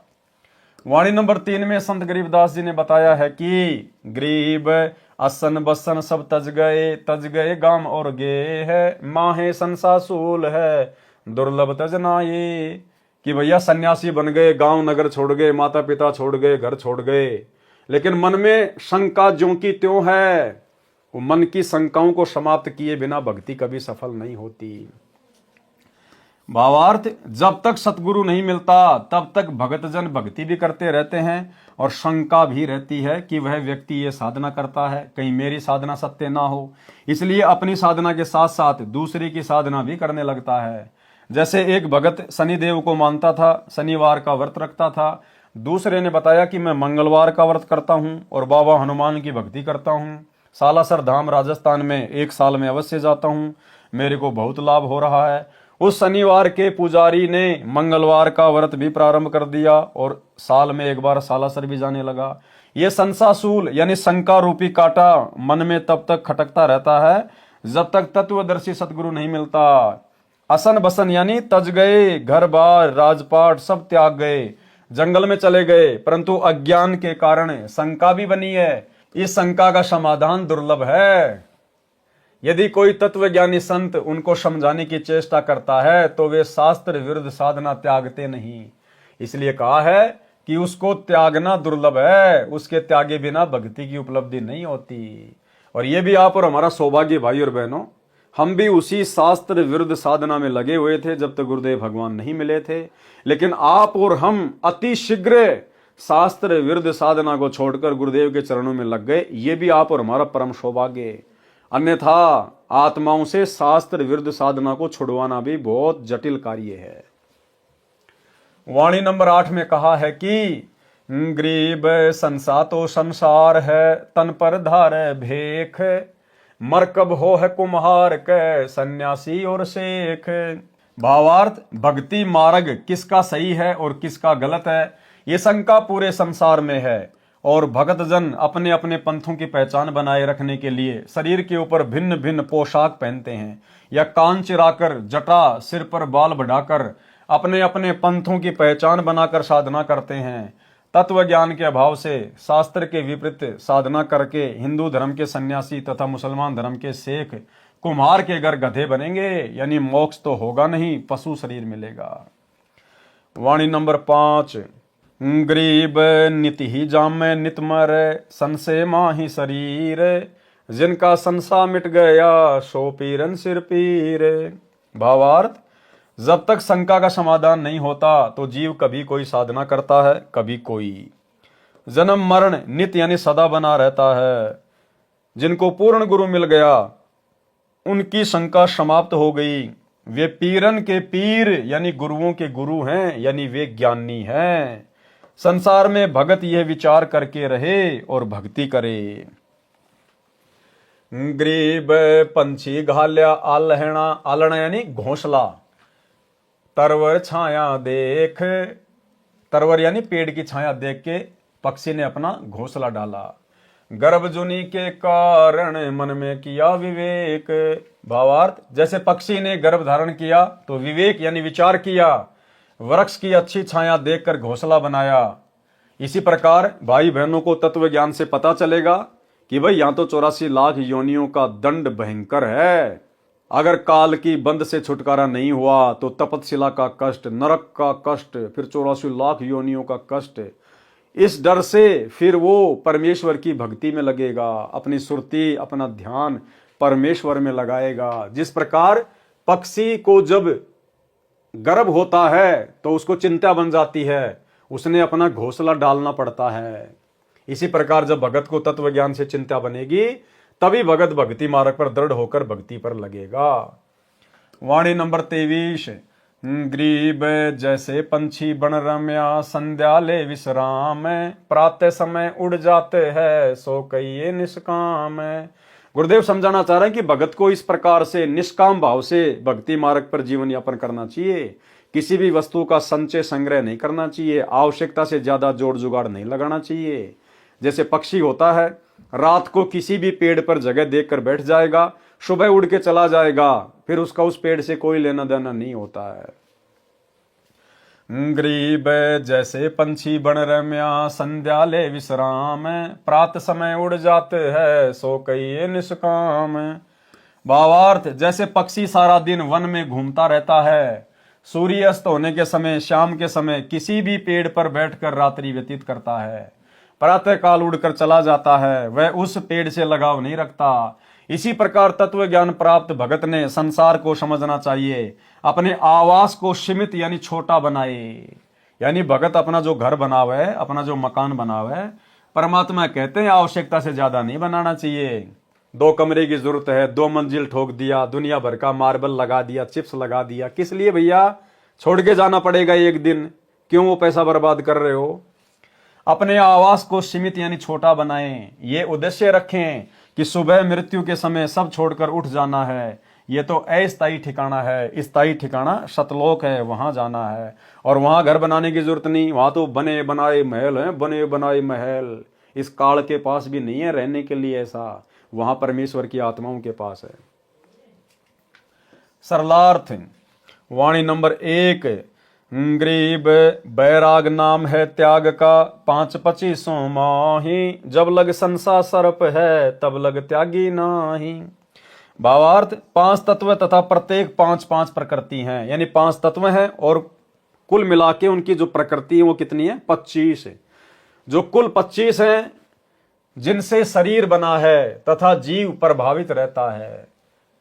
यानी इस शरीर में रहते सहते वैराग्य करना है, वैराग त्याग का दूसरा नाम है। जिन भक्तों को तत्व ज्ञान हो जाता है तो उनको वैराग्य हो जाता है। इसी को विरह भी कहते हैं। जब तक संसार रूपी सर्प का विष चढ़ा है, जब तक शंका रूपी सर्प का विष चढ़ा है, वह परमात्मा के प्रति समर्पित नहीं हो सकता, तब तक त्यागी नहीं हो सकता। और भाई और बहनों, ये शंका रूपी विष धीरे धीरे आज वर्तमान में गुरुदेव की संगत में केवल सत्सेवक भाई बहनों का उतर रहा है। आज हमें एक परमात्मा की पहचान हो गई, जबकि हमारे गुरु भाई बहन जो सतलोक आश्रमों से जुड़े हुए हैं, उनको अभी तक यही नहीं पता कि कबीर भगवान कौन है, कहाँ है, क्या कर रहा है। वे तो केवल एक कागज की दाढ़ी मूछ वाली उस नकली फोटो को कबीर भगवान मान रहे हैं। और दूसरी तरफ अपने गुरुजी को भी कहते हैं हमारे गुरुजी परमात्मा है, बंदी छोड़ हैं। अरे बंदी छोड़ कोई दो दो थोड़ी होते हैं। बंदी छोड़ भैया वो कागज का टुकड़ा है या सतगुरु रामपाल जी भगवान है। तो अभी तक ये शंका भी धीरे धीरे परमात्मा के आशीर्वाद से साध संगति से जुड़े हुए भाई बहनों की ही समाप्त हो रही है। और जब तक ये शंका नहीं मिटेगी तब तक हम त्यागी नहीं हो सकते।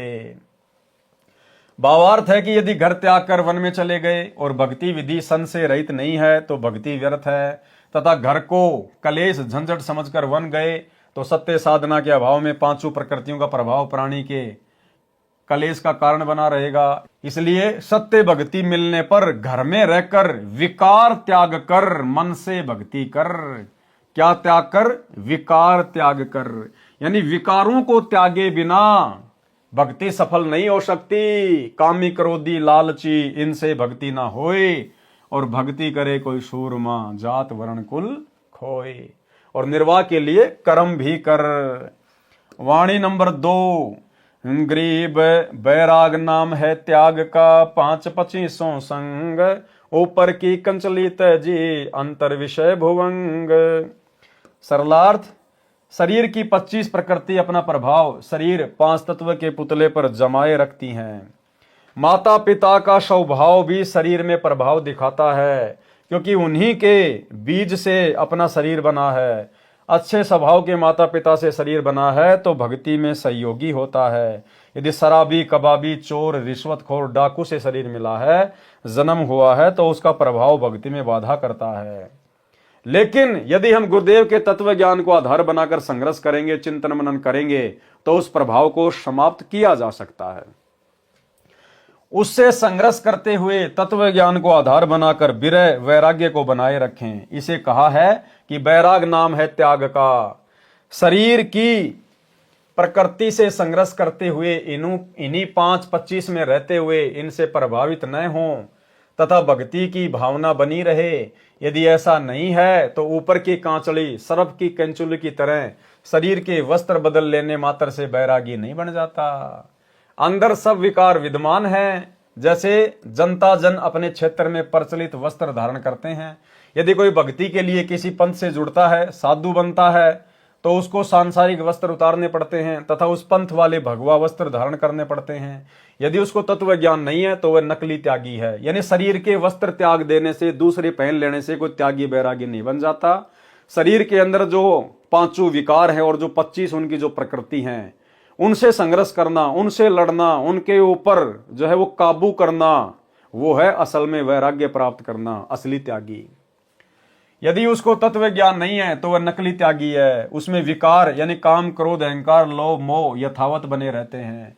उसके विषय में कहा है कि ऊपर की कांचड़ी तज वस्त्र बदल कर बाबा बन गया, अंदर विषय विकार रूपी भुजंग यानी सांप यथावत है, वह त्याग नहीं है। वाणी नंबर 3, गरीब असन बसन तज गए गाम और गे है, माहे संसासूल है दुर्लभ तजना। ये कि भैया तुमने राजपाट को त्याग दिया, माता पिता को त्याग दिया, घर परिवार को त्याग दिया, और तुम्हारे अंदर वो शंका रूपी कांटा ज्यों का त्यों चुभ रहा है। किसी की और भक्ति देखते हो, अरे यार कहीं उसकी भक्ति अच्छी ना हो, अरे कहीं उस पंथ में अच्छी भक्ति ना हो। तो कहते हैं जब तक तत्व ज्ञान नहीं है, इंसान ना तो कभी त्यागी और बैरागी बन सकता है, ना कभी वो संशय मुक्त हो सकता है। अभी ये महाकुंभ चल रहा है, आए दिन सोशल मीडिया पे हम देखते हैं लाल कपड़े पहन के, कोई जटा बढ़ा के, कोई रुद्राक्ष की माला पहन के, कोई नंगा घूम रहा है।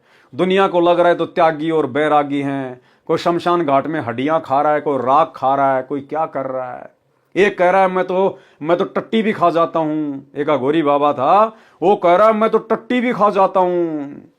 अब बताओ, दुनिया तो इनको त्यागी और बैरागी मान रही है। और जब उनकी वीडियो देखते हैं, कोई किसी को चिमटा मार रहा है, कोई किसी के लकड़ी मार रहा है, कोई किसी के थप्पड़ मार रहा है। वो बाबा लोग महाकुंभ में आपस में कुश्तियां लड़ रहे हैं, धे धड़ाधड़ धे धड़ाधड़। तो परमात्मा की प्रत्येक वाणी भाई और बहनों बिल्कुल अखंड है। सरलार्थ, जब तक सतगुरु नहीं मिलता तब तक भगत जन भक्ति भी करते रहते हैं और शंका भी रहती है कि वह व्यक्ति ये साधना भी करता है तथा शंका भी करता है कि कहीं मेरी साधना सत्य न हो, इसलिए अपनी साधना के साथ साथ दूसरे की साधना भी करने लगता है। जैसे एक साधक शनिदेव को मानता था, शनिवार का व्रत रखता था, दूसरे ने बताया कि मैं मंगलवार का व्रत करता हूं और बाबा हनुमान जी की भक्ति करता हूं, सालासर धाम राजस्थान में 1 साल में अवश्य जाता हूं, मेरे को बहुत लाभ हो रहा है। उस शनिवार के पुजारी ने मंगलवार का व्रत भी शुरू कर दिया और वर्ष में सालासर भी जाने लगा। यह संसासूल यानी शंका रूपी कांटा मन में तब तक खटकता रहता है जब तक तत्वदर्शी सतगुरु नहीं मिलता। असन बसन तज गए यानी घर बार राजपाट सब त्याग गए, जंगल में चले गए, परंतु अज्ञान के कारण शंका भी बनी है। इस शंका का निवारण दुर्लभ है। यदि कोई तत्वज्ञानी संत उनको समझाने की चेष्टा करता है तो वे शास्त्र विरुद्ध साधना त्यागते नहीं, इसलिए कहा है कि उनको त्यागना दुर्लभ है। उसके त्यागे बिना भक्ति की उपलब्धि नहीं होती। वाणी नंबर 4, गरीब बाज कुही गति ज्ञान की, गगन गिरज गर्जंत, छोटे सुन आकाश ते, संसा सरप बछंत। सरलार्थ, तत्व ज्ञान की स्थिति बाज पक्षी जैसी है। एक बाज पक्षी अपने शिकार सर्प को आकाश में ऊंचा चढ़कर खोजकर एकदम ऐसे गिरता है जैसे आकाश ये बिजली गरज गरज कर गिरती है। ऐसे तत्व ज्ञान अज्ञान रूपी सर्प को बखंत यानी खा जाता है, समाप्त कर देता है। वाणी नंबर 5 का सरलार्थ पहले सारांश में कर दिया गया है। वाणी नंबर 6, गरीब ज्ञान ध्यान 2 सार हैं, तीजे तत्व अनूप, चौथे मन ला 11 है, सो भूपन सिर भूप। परमात्मा कहते हैं ज्ञान और ध्यान, यानी जो ज्ञान हमें गुरुदेव ने दे दिया, जो भक्ति हमें दे दी, उसके ऊपर यदि हम ध्यान लगाएंगे, ध्यान से करेंगे, और तीसरा तत् अनूप यानी पूर्ण परमात्मा, और चौथा मन उस भक्ति पे लगा देंगे तो कहते हैं वो तो राजाओं का राजा है। सरलार्थ, ज्ञान तथा ध्यान भक्ति का सार है, अर्थात तत्व ज्ञान से परमात्मा में ध्यान दृढ़ होता है। ज्ञान बिना ध्यान विश्वास के साथ नहीं लगता। इसलिए परमात्मा प्राप्ति में 2 मुख्य सहयोगी हैं। तीसरा तत् अनूप का अर्थ है परमात्मा पूर्ण है। चौथे मन भक्ति में निरंतर लगा रहे तो वह भगत भक्ति धन का धनी यानी राजाओं का भी राजा है, यानी भक्ति का महाराज है। अब भाई और बहनों, ध्यान उस समय लगेगा जब हमें ज्ञान होगा कि एक परमात्मा कौन है, हमारे गुरुदेव भगवान कौन है, ये क्या शक्ति हैं, पतिव्रता पद की भक्ति क्या है, भक्ति मार्ग में विषय विकार कितने बाधक हैं। जब हमें इन सब बातों का ज्ञान होगा तभी तो ध्यान लगेगा। परमात्मा कहते हैं झूठा ज्ञान ध्यान कहां लाओ, ये वाद विदा चतुराई। परमेश्वर कबीर जी ने कहा है कि कबीर सब जग निर्धना, धनवंता ना कोई, धनवंता सो जानियो, राम नाम धन होए। वाणी नंबर 7, गरीब काशी करोत लेत है, आन कटावे शीस, बन बन भटका खात है, पावत ना जगदीश।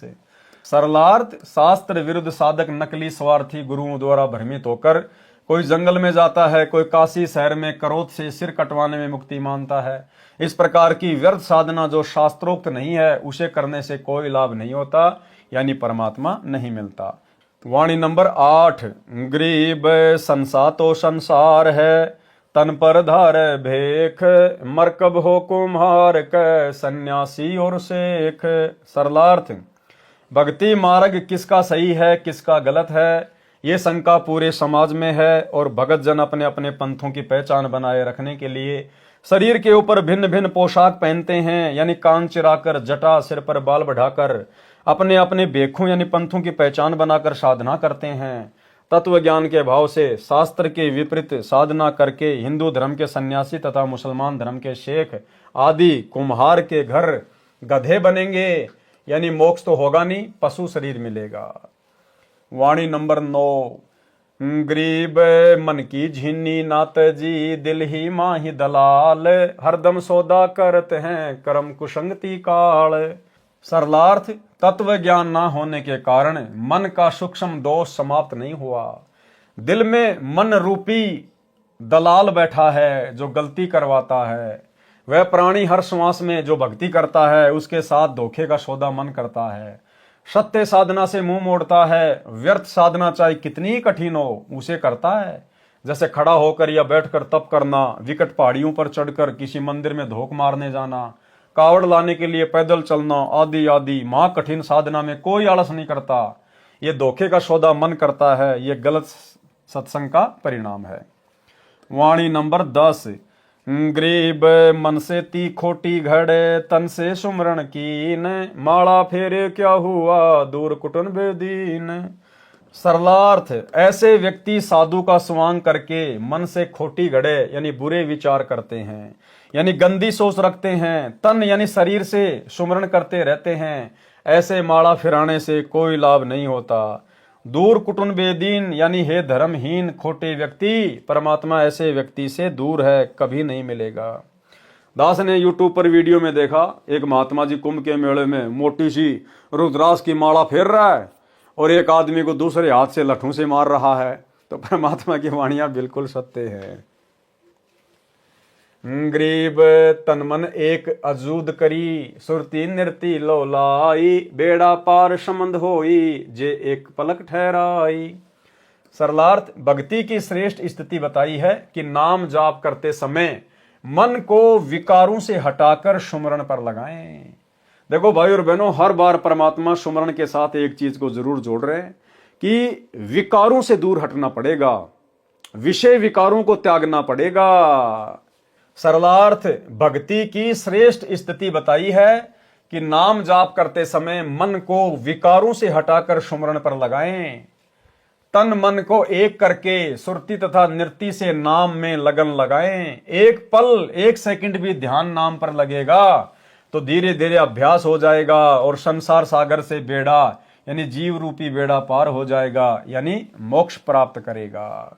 और यही बात भाई और बहनों दास आप जियों को गुरुदेव के आशीर्वाद से बार बार कहता आया है कि वैसे तो हमें जो भी नाम प्राप्त है हमें हर समय उसका सुमरण करना ही करना है, खाते पीते उठते बैठते नहाते धोते चलते फिरते, लेकिन हमें कुछ समय बैठकर थोड़ा सुरती नृत्य मन और पवन से ध्यान से भी उस नाम के ऊपर सुरती लगानी पड़ेगी।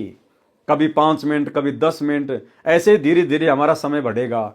कब घंटा बीत जाएगा और हमें पता भी नहीं चलेगा और इतना आनंद आएगा। तो धीरे धीरे परमात्मा कह रहे हैं कि आप शुरू तो करो, कभी 1 सेकंड फिर 2 सेकंड, मतलब परमात्मा ने तो इतनी छूट दे रखी है कि एक पल यानी 1 सेकंड भी ध्यान नाम जाप पर लगेगा तो धीरे धीरे अभ्यास हो जाएगा और संसार सागर से बेड़ा पार हो जाएगा, यानी मोक्ष प्राप्त करेगा। वाणी नंबर 12, दृष्टि पड़े सो फना है धर अंबर कैलाश, कर्तमबाजी झूठ है सुरती समो श्वास। सरलार्थ, जो कुछ आप देख रहे हो यानी खेत खलिहान बाग बगीचे पर्वत झरने वन दरिया गांव शहर जीव जंतु राजा मानव चांद सूर्य तारे ग्रह नक्षत्र आदि आदि सब फना यानी नाशवान है। शिव जी का घर कैलाश पर्वत पर है, वह कैलाश पर्वत भी नष्ट होगा। ये सब झूठी बाजी है, संसार सब झूठ है, एक शोपन के समान है। इसलिए श्वास श्वास से स्मरण नाम जाप करो, संसार को असार मानो, परमात्मा की भक्ति करो, अपना कल्याण कराओ। वाणी नंबर 13, गरीब सुरती श्वास को एक कर कुंज किनारे लाई, जाका नाम वैराग्य है 5-25 खाई। सरलार्थ, श्वास से नाम जाप करते समय सुरती यानी ध्यान को उसी नाम सुमरण पर लगाना, ये श्वास सुरती एक करना है। कुंज कमल अंतिम 9वें कमल के निकट ध्यान को पहुंचाएं, यानी सतलोक के किनारे ध्यान को पहुंचाएं। इसका नाम वैराग्य है, जिससे शरीर की प्रकृति को अनुकूल कर लिया। ध्यान तभी लगता है जब मन सांसारिक प्रेरणाओं से विचलित नहीं होता। ध्यान हमारा भक्ति में नाम जाप पर कब लगेगा? क्या कह रहे हैं गुरुदेव? ध्यान तभी लगता है जब मन सांसारिक प्रेरणाओं से विचलित नहीं होता। और मन सांसारिक प्रेरणाओं से विचलित कब नहीं होगा? जब हमें अपने गुरुदेव पर दृढ़ विश्वास होगा, पूर्ण विश्वास होगा, और अन्य किसी को भी परमात्मा नहीं मानेंगे। उसके बाद गुरु अपनी मेहर बख्शेगा, एक विशेष आशीर्वाद गुरुदेव भगवान हमारे ऊपर बख्शेंगे। उस आशीर्वाद की शक्ति से हमारा मन विचलित होने से बचेगा और हमारा ध्यान सुमरण में लगेगा। गरीब 5-25 भून कर बिरह अग्नि तन जार, सो अविनाशी ब्रह्म है खेले अदर उधार। सरलार्थ, शरीर की प्रकृतियों को परमात्मा प्राप्ति की तड़फ रूपी अग्नि में जलाकर दृढ़ रहें, वह अमृतत्व प्राप्त करता है। वह जीव पीव के गुणों युक्त अमर हो जाता है। वह अधर उधार यानी सर्वोपरि स्थान सतलोक में आनंद से रहता है, खेलता है यानी मौज मस्ती करता है। इसी विषय में संत गरीबदास जी की वाणी है। गरीब अनंत कोटि ब्रह्मा आए, अनंत कोटि भय ईश, साहिब तेरी बंदगी से जीव होत जगदीश। गरीब त्रिकुटी आगे झूलता, बिन ही बास बरत, अजर अमर आनंद पद परख सुरति निरत। सरलार्थ, परमात्मा अन्य वेश में त्रिकुटी कमल में रहता है। अब देखना भाई और बहनों, ध्यान देना, परमात्मा अन्य वेश में त्रिकुटी कमल में रहता है। अब परमात्मा चलो मान लेते हैं दाढ़ी मूछ वाला कबीर जी है। क्या कह रहे हैं? परमात्मा अन्य वेश में त्रिकुटी कमल में रहता है। अब गुरुदेव तो बार बार हमें यह कहते हैं कि जब तुम त्रिकुटी पे जाओगे तो परमात्मा तुम्हें मेरे रूप में मिलेगा। और यदि कोई मानता है कि परमात्मा अपने सतलोक वाले रूप में रहते हैं त्रिकुटी पर, तो क्या कह रहे हैं? ध्यान से सुनना। अब परमात्मा अन्य वेश में त्रिकुटी कमल में रहता है। बिन ही बांस बरत का भावार्थ, बिना छत्र मुकुट व सिंहासन के त्रिकुटी में परमेश्वर जी सतगुरु रूप में बैठे हैं। सिंहासन पर त्रिकुटी में परमात्मा कौन से रूप में बैठे हैं? सतगुरु रूप में बैठे हैं। अब भाई हमने फैसला करना पड़ेगा, नहीं तो धोखा खा जाएंगे। अब यहां गुरुदेव ने कह दिया कि वो परमात्मा बिना सिंहासन के, बिना सिर पे मुकुट के, वो त्रिकुटी में बैठा है सतगुरु रूप में। तो कौन से सतगुरु रूप में? एक है सतलोक वाला रूप, जिसको भाई बहन मानते हैं, वो दाढ़ी मूछ वाला फोटो वाला जो कबीर जी। दूसरा सतगुरु रूप है सतगुरु रामपाल जी भगवान। और गुरुदेव हमें बार बार कहते हैं कि जब तुम त्रिकुटी पे जाओगे तो परमात्मा मुझदास के रूप में मिलेगा। और यहां क्या कह रहे हैं? वो परमात्मा त्रिकुटी पर बिना छत्र के, बिना मुकुट के बैठा है। तो हमारे गुरुदेव बिना छत्र के, बिना मुकुट के हैं। और इसी सतगुरु रूप में कबीर भगवान हमें वहां त्रिकुटी में बैठे हुए मिलेंगे, क्योंकि इनके अलावा और कोई कबीर नहीं, कोई भगवान नहीं। यही सतगुरु रूप में कबीर परमात्मा त्रिकुटी पर बैठा हुआ है। त्रिकुटी में परमेश्वर जी सतगुरु रूप में रहते हैं।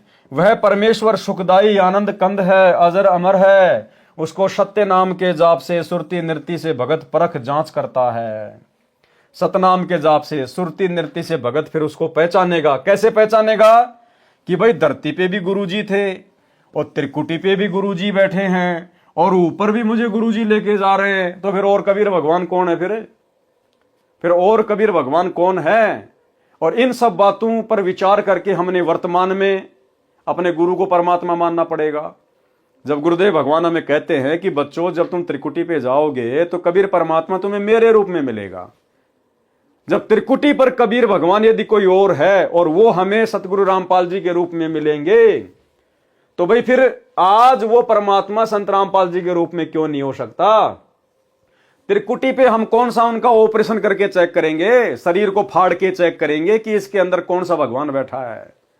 तो जब त्रिकुटी पर सतगुरु रामपाल जी के रूप में भगवान आ सकता है, तो आज इस पृथ्वी पर भगवान को संत रामपाल जी के रूप में आने में क्या दिक्कत है भाई?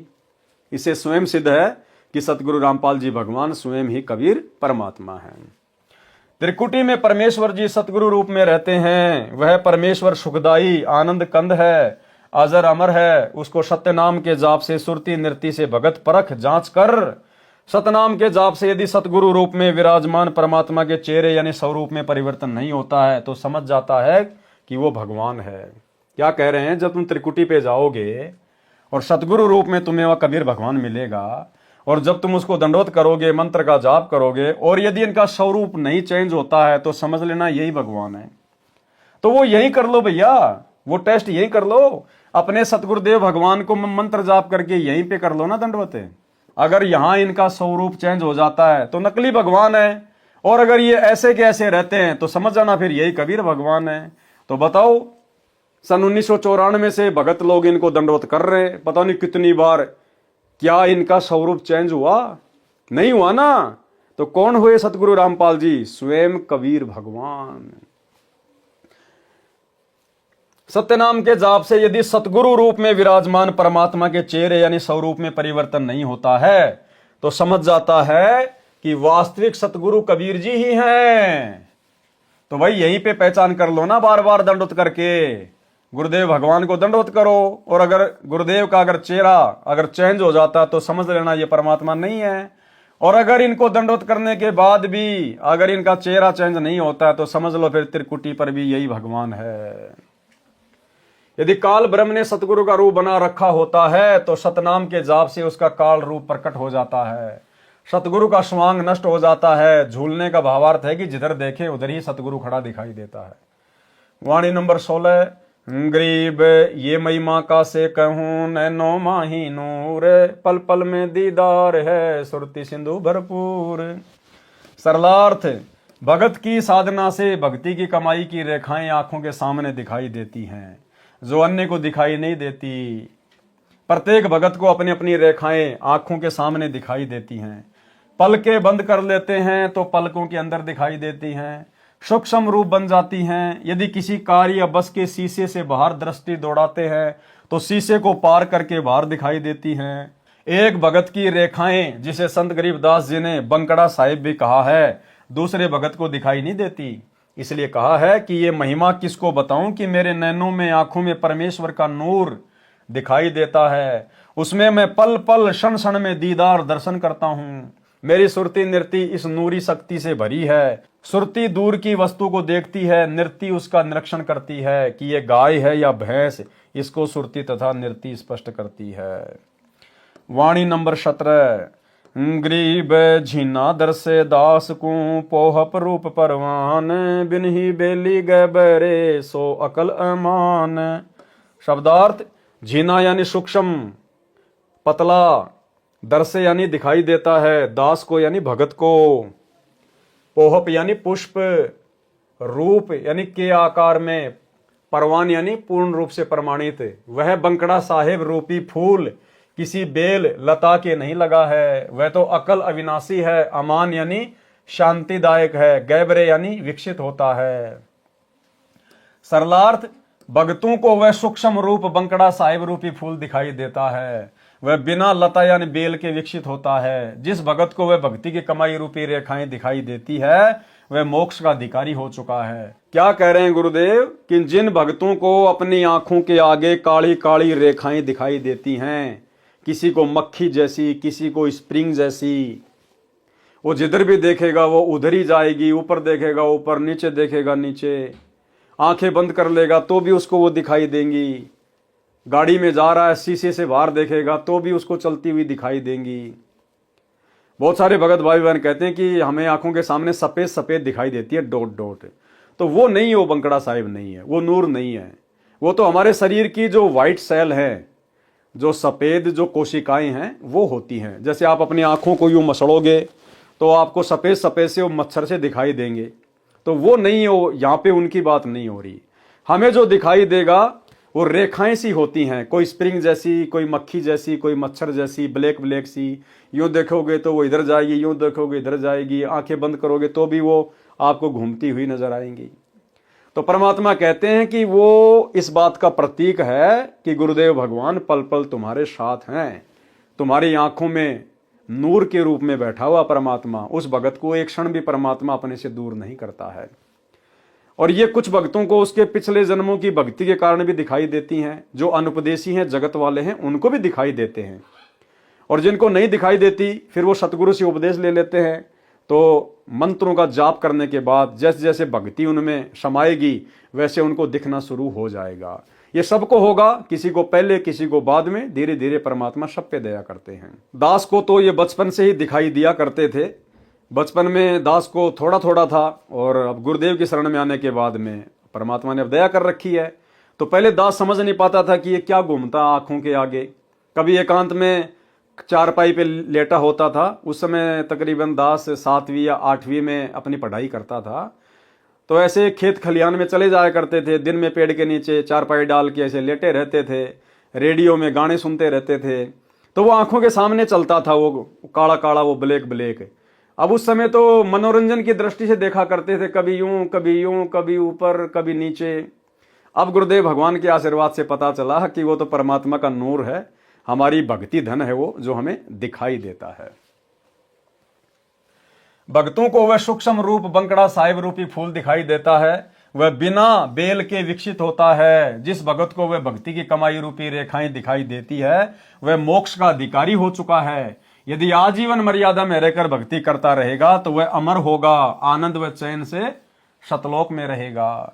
वाणी नंबर 18। गरीब अकल अभूबी आदि है, जाका नाही अंत, दिल ही अंदर देव है, निर्मल निर्गुण तंत। सरलार्थ, अकल का अर्थ है अविनाशी, जिसका काल ना हो। भूमि का अर्थ है ऊपर के चारों लोक, जो अमर धरती है।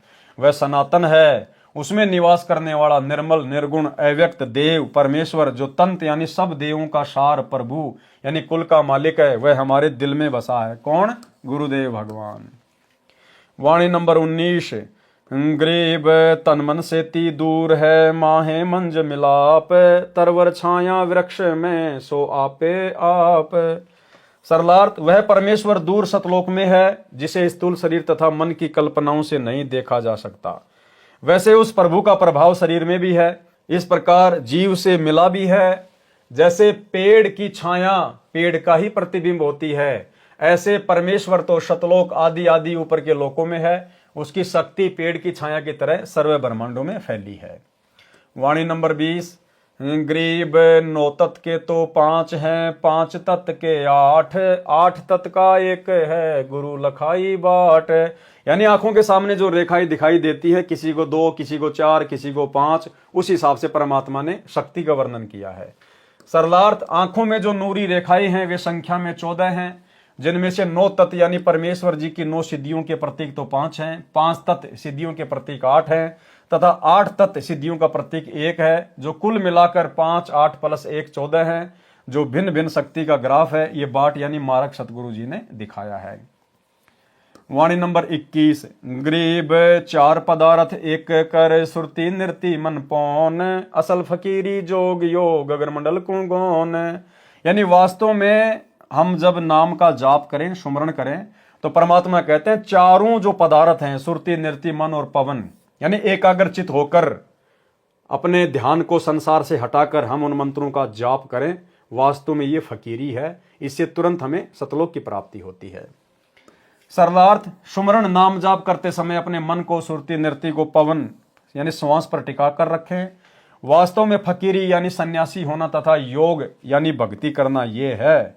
जंगल में जाने की अपेक्षा गगन मंडल अर्थात आकाश खंड में ध्यान रखो, सतलोक जाने की आशा रखो। शास्त्र विरुद्ध साधना करने से कोई लाभ नहीं होता। वाणी नंबर 22। गरीब पंछी घाल्या आलना, तरवर छाया देख, गर्भ छुनी के गारणे, मन में किया विवेक। भावार्थ, जैसे पक्षी ने गर्भ धारण किया तो विवेक विचार किया, वृक्ष की अच्छी छाया देखकर घोंसला बनाया। वाणी नंबर 23। गरीब जैसे पंछी बन रम्या, संजाले विश्राम, प्रात समय उठ जाते हैं, सो कहिए निकाम।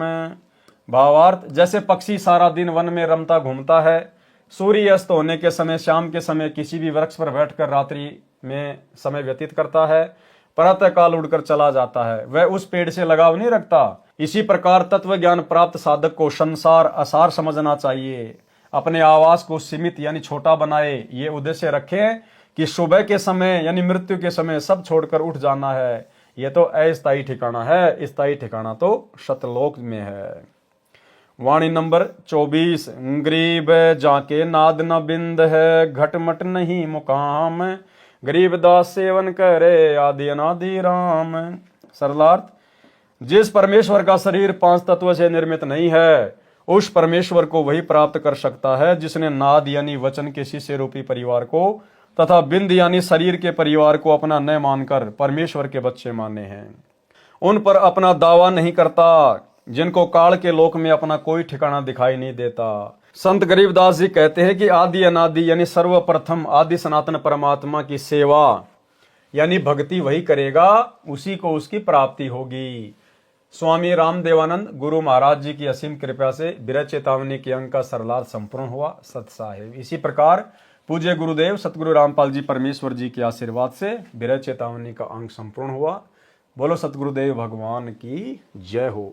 तो भाई और बहनों, आज के वीडियो में केवल इतना ही। परमेश्वर के आशीर्वाद से इसी प्रकार धीरे धीरे आगे बढ़ेंगे।